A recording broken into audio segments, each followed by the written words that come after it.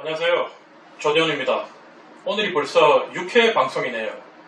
제가 처음에 이 방송을 시작할 때는 그냥 가볍게 일주일에 한두 번 정도 하자고 생각했는데 이것도 이렇게 일주일에 한 두 번 정도 꼭 해야 된다고 생각하니 큰 부담이에요. 하루 전날부터 내일은 무슨 얘기를 하지 뭐 이런 고민도 하고, 또 이슈는 정치면 이렇게 중요한 이슈는 제가 늘 팔로우를 하지만 그래도 좀 더 자세하게 수치라도 보고 엉뚱한 소리 안 하려고 이렇게 노력을 하다 보니까 이것도 저한테는 스트레스입니다. 이런 걸 보면 요즘 매일 방송에 나와가지고 열심히 얘기하시는 그 유명 패널들 이런 분들 보면 정당의 대변인들 역시 저보다는 수준이 대단히 높은 분들 같습니다. 사실 오늘 주제를 놓고 제가 참 마지막까지 고민이 많았습니다. 이재명 후보가 드디어 민주당의 대선 후보로 결정이 됐는데 이 주제를 얘기할까? 아니면 어제 있었던 국민의힘 4명, 파이널 4명의 1차 토론회에 대해서 얘기를 할까 고민을 하다가 아무래도 오늘은 이재명에 대해서 먼저 얘기하는 게 맞겠다 싶어서 주제를 그렇게 정해봤습니다.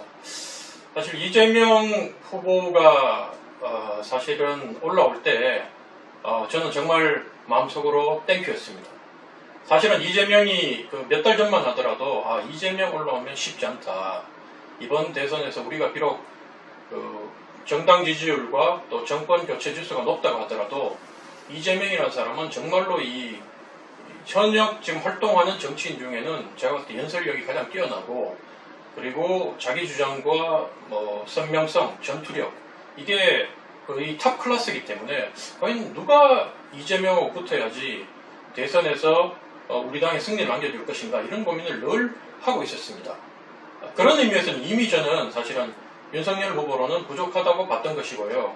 기존에 있는 우리 당의 후보들 중에 누군가 아름다운 경선을 통해서 국민들한테 부각이 되면 그분들 중에 한 명이 나가는 게 맞다. 이렇게 결론을 내리고 제가 스스로를 나는 자강파다 이렇게 얘기하고 지금까지 그렇게 몇 달 동안을 꾸준히 활동해 왔습니다.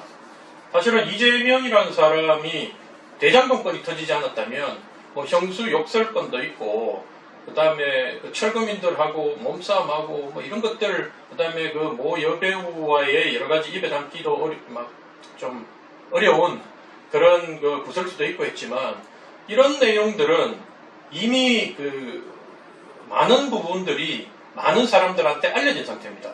저도 동영상 봤고 그 다음에 녹취록도 들었고 다 했는데, 그게 그때 당시에는 많이 이렇게 흥분이 되고 그렇지만 또 시간이 지나면요, 여러분, 그 내용들이 그렇게 크게 와닿진 않아요. 사람들이. 그러다 보니까 지금 현재 이재명의 지지율 기본적으로 30%는 깔고 가는 게 그 30%의 국민들은 이미 이재명의 그런 약점들을 다 알고 있음에도 불구하고 이재명의 다른 후보들이 갖지 않은 강점, 추진력이라든가, 또 특히 이번에 이재명이 경선할 때 슬로건을 내세운 게 이재명은 합니다잖아요. 그러니까 한마디로 확 와닿더라고요. 이재명이 되면 정말로 뭔가 나라가 뒤집어지겠구나. 이런 기대를 많은 분들이 한다는 거죠. 그런 부분들이 와닿다 보니까 이재명이 갖가지 구설수에도 불구하고 특히 40, 50 세대에서 강력하게 이재명을 지지하는 이유가 40, 50 세대들은 이미 세상을 살 만큼 살아봤기 때문에 아주 깨끗하고 고귀하고 말 점잖하게 하고 이런 사람보다는 결국 대통령은 나라를 이끌면서 나쁜 놈 혼내주고 불쌍한 사람 도와주고 또 우리 동네 벽돌 하나라도 깔면서 환경을 바꿔주고 사람 살기 좋게 만들어주고 이걸 바라는데 그걸 이재명이 지금까지 잘해왔다는 거죠. 그래서 이재명이 올라오는 게 참 부담스러웠는데 하늘이 덥다 보니까 대장동권이 터졌어요. 이게 사실은 몇 달만 늦게 터졌다 그러면 그때는 우리가 검증할 시간도 없고 이미 이재명은 대통령이 돼 있고, 대통령이 돼버린 이재명은 외환 그리고 국가 안전에 관계되는 일이 아니고는 탄핵 소추를 당하지 않잖아요. 처벌을 못하고 형사처벌을 못하고 그런 상황이 되다 보니까 이재명 같은 경우에 강력한 우리한테는 엄청나게 부담스러운 상대였는데 어쨌든 대장동권이 터졌고, 그리고 마지막에 참 신의 한 수인데 그 민주당 경선 마지막 경선에서 이재명 28%를 얻어요. 이낙연 62% 얻고 사실은 우리나라 정당사에서 계속 55% 이상 앞서가던 후보가 막판에 그것도 특정 그 지역색을 띤 지역이 아닌 수도권에서 서울에서 그렇게 기존의 흐름과 완전히 반대되게 나오는 경우는 단 한 번도 없었습니다. 그 말은 뭐냐면 이미 이제 수도권을 중심으로 이재명이 뭔가 문제가 있다. 대장동 건이 분명히 구린 데가 있다. 그리고 이재명과 직접 연결이 돼 있다. 이런 의심을 대중들이 하기 시작했다는 겁니다. 제가 뭐 지금까지 방송하면서 몇 번 말씀드린 적이 있는데 사실은 대선 앞두고는 정치적 사안에 대해서는 실제로 일어난 일보다 더 중요한 게 대중들이 어떻게 믿고 있느냐, 믿어주느냐가 더 중요한데 그게 대중들이 이제 뭐 이재명이 그렇게 했다 하더라도 그걸 안 믿고 그걸 넘어가면 우리가 엄청 힘든데 수도권이 이제 흔들리기 시작했다는 거죠. 책임 당원들, 뭐 그쪽에서 얘기하는 건 권리 당원이죠. 권리 당원들을 똘똘 뭉쳐 여전히 이재명을 밀었지만 50% 이상 일반 당원들과 일반 국민 여론조사에서 압도적으로 깨졌다는 것은 이재명의 대세론이 이제는 이재명의 회의론으로 번질 가능성이 높다. 그러다 보니까 지금 이낙연 같은 경우에는 경선을 승복할 수 없는 겁니다. 사실 한 표라도 선거에서 이긴 사람한테 승복하는 게 맞지만 이낙연 입장에서는 이제 미래가 없어요. 이분은 총리도 했고 당대표도 했고 할 거 다 했는데 이제 집에 가야 되는데 이분 같은 경우에 뭐 다음에 당신이 뭐 해줄게, 뭐 공천권을 줄게, 다음에 뭘 뭐 총리를 시켜줄게 이게 안 통하거든요.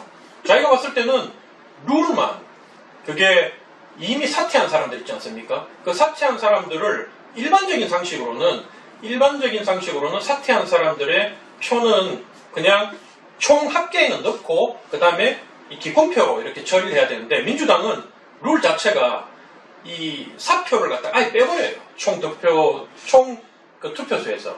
그러다 보니까 샘플이 줄어들다 보니까 이재명의 경우 50.2%로 최종 경선 없이 통과되는 결과를 낳게 된 거죠. 당연히 이낙연 쪽에서는 최종적으로 62%를 받는데 물러설 수가 없는 겁니다. 이게 과거에는 뭐 유기적으로 화학적으로 결합을 할 수 있다. 시간이 지나면 민주당에서 얘기하는 것은 시간이 지날수록 이낙연이 못 버틸 것이다. 결국은 다 우리가 원팀이 된다 얘기하지만 지금까지의 단 한 번도 없었던 정당사에 단 한 번도 없었던 그 기존의 흐름에 역행하는 결과가 최종 가장 큰 투표 경선에서 나타났고 그걸 이미 봤기 때문에 아깝게 진 쪽에서는 0.2% 차로 결선전을 못 간 쪽에서는 수용할 수 없는 겁니다. 정말 이재명이 통이 크고 이재명이 대선 이기려면 저는 어떻게 해야 된다면 만약에 내가 이재명이라면 그래 도리어 대통령도 예를 들면 축한다고 얘기하고 당대표도 이미 끝났다고 얘기하더라도 이재명이 우리가 원팀 안 되면 이기지 못한다는 마음으로 예전에 그 노태우가 했던 행보를 저는 따라가지 않고는 못 이긴다고 봅니다. 뭐 노태우가 했느니 안 그러면 전두환이 깔아줬느니 뭐 이런 말은 있지만 이미 그 간선제로 대통령을 뽑기로 결정을 해놓고도 6.29 그 민중들이 들고 일어나고 이제 걷잡을 수 없는 사태가 되니까 결국 노태우라는 분이 당시에 그 6.29 선언을 하고 직선제를 받아들이겠다 얘기했잖아요. 형식상으로는 어쨌든 기존의 당론과 대통령이 갖고 있던 생각하고 정반대로 국민 뜻을 따라가면서 그걸 자기가 선거에 질지도 모른다는 그 위험 부담을 감수하면서 나갔던 겁니다. 마찬가지로 이재명도 정말 이낙연 걸 안고 원팀을 만들어서 이기려면 국민들한테 감동을 주려면 그래 결과는 이렇게 됐지만 그럼 결선 투표 한번 더 하자. 이렇게 하면 저는 어쨌든 룰을 어떻게 짜느냐에 따라 달렸지만 한 번 더 한다고 하더라도 이낙연이 이재명을 이기기는 쉽지 않을 것이다. 왜냐하면 책임 당원들 표가 이미 있기 때문에. 하지만 현재 대장동 의혹 때문에 코너로 몰릴 대로 몰린 이재명은 그걸 받아들이기가 저는 힘들 거라고 봅니다. 그래서 민주당의 지금 분열, 심지어 제가 어떤 그 정보지를 보니까 이낙연이 손학규를 만나고 나중에 손학규하고 합쳐서 또 제3지대에 또 당을 만든다 이런 시나리오까지 있는데 그까지는 제가 아직 나가고 싶진 않고요. 어쨌든 선곡을 쉽게 하진 않을 것이다. 그리고 상처받은 당원들도 어차피 이래 된 거 또 이재명을 압도적으로 이긴다는 상황이 아니고 앞으로도 계속 대장동권으로 국민의힘이 끝까지 물고 늘어지고 심지어 정의당까지 그 부분에 대해서 문제를 제기하면 그래서 이재명이 지지율이 흔들리게 되면 이낙연은 막판돼 가지고는 이재명 후보 교체하라 그러고 지지선은 뭐 했다 하더라도 처리할 수도 있는 상황이다. 후보 교체해달라고 또 요구할 수 있는 상황이다. 그렇기 때문에 민주당의 현 상황은 대단히 지금 대선을 앞두고 불리한 상황이다. 저는 이렇게 분석을 하고 있습니다. 이걸 역으로 얘기하면 국민의힘은 드디어 정권 교체의 찬스가 왔다. 사실은 국민의힘이 참 못난 당이죠. 제가 소속된 당이지만 이렇게 대통령에 대한 인기가 없고 국민들이 정권을 교체하기를 그렇게 희망하고 그렇게 강력하게 밀어주는데도 국민의힘이 압도적으로 민주당의 이재명을 앞서지 못하는 이유가 오늘 모 신문사에서 홍준표든 윤석열이든 이재명 얻어 보니까 10% 차 이상 벌어진다고 하는데 여러분 저희 집 사람들 그걸 보내주면서 지금 이게 네이버 검색순위 1위에 떴다고 얘기를 하던데 여러분 그거 믿으시면 안 됩니다. 각 신문사마다 좌파 쪽에 있는 몇 개의 여론조사 기관 신문사, 우리 쪽에 있는 몇 개의 여론조사 기관 신문사 제가 딱 보면 여기 거는 수치를 한 5% 빼야 된다, 10% 빼야 된다 그게 답이 나와요. 절대로 이번 대선에서 우리 당이 제가 손에 장을 찢습니다. 그러면 10% 이상 이기지 못합니다. 5% 이상도 못 이깁니다. 결국 이번 대선은 저는 1% 내지 2%에서 갈릴 거라고 보고 그렇기 때문에 이재명이 현재 이낙연을 끌어안지 못하고 저렇게 있는 게 상당히 민주당으로서도 리스크가 크다. 막판 대선 가가지고 막판 대선의 마지막 국면으로 가면 저게 정말 아킬레스건을 끊는 그런 사건이 될 수도 있다. 저는 그렇게 보는 겁니다. 그렇다면 우리가 이제 우리 당 후보가 결정되고 난 뒤에 이재명의 그런 부분을 계속 공격하면서 밀어붙여야 되는데 그러려면 어떻게 해야 되느냐?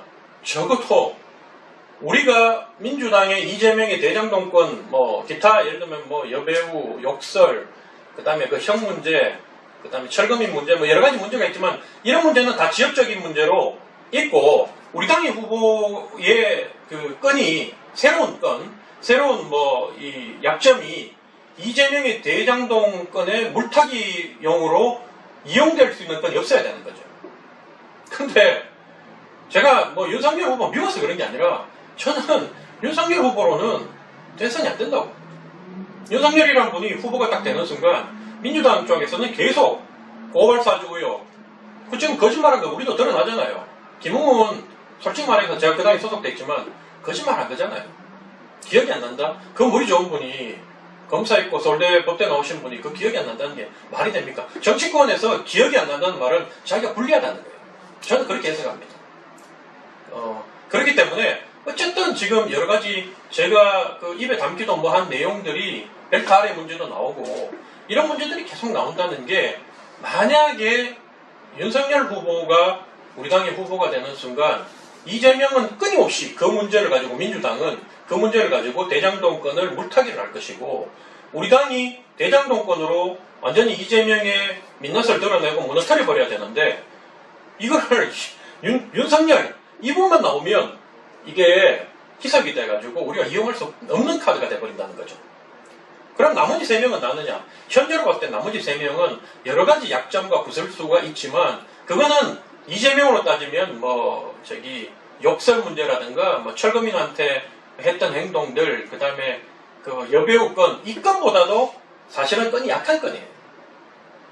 그렇기 때문에 저는 정상적으로 우리 당이 판단을 한다면 윤석열이 아닌 나머지 3분 중에 한 분을 후보로 정하는 게 맞는데 이미 우리 당에 있는 높은 양반들이 그쪽에 줄을 서다 보니까 그 사람들은 죽고 사는 문제거든요. 홍준표나 유승민이나 이런 분들이 되면 자기들은 정치 생명 끝난다고 생각하고 있기 때문에 죽기 살기로 책임당원들 그러니까 위에 있는 다선 의원들은 원외위원장들을 장악해서 계속 쪼고 원외위원장들은 또 자기 밑에 있는 시도의원과 책임당원들 그 책임당원들은 또 일반 당원들까지 가면서 우리 당원들의 지지율이 50% 이상 윤석열로 밀어붙인다는 겁니다. 네, 오늘 이재명 민주당 후보 선출에 따라서 우리 당 후보가 누가 나가면 우리가 대선에 승리할 수 있냐 이 부분에 대해서 조금 생각해 봤는데요. 제가 늘 말씀드리지만 이건 제 개인적인 의견입니다.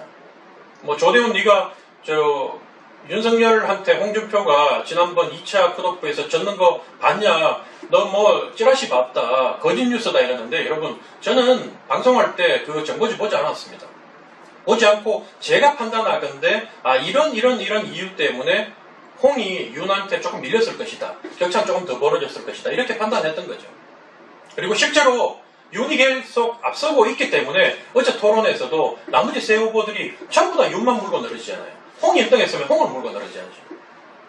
저는 이렇게 그냥 상식선에서 제가 그 통계 자료를 보고 말씀드리기 때문에 이런 부분에 대해서 비판은 언제든지 하시되 특정 후보를 지지하기 위해서 뭐 저를 음해하거나 이런 거에 대해서는 하셔도 되는데 저는 개의치 않고 그냥 계속 제 길을 갈 생각입니다. 부족한 내용이었지만 오늘도 시청해 주셔서 감사하고요. 이번 주는 제가 금요일 정도에 다시 여러분 찾아뵙도록 하겠습니다. 고맙습니다.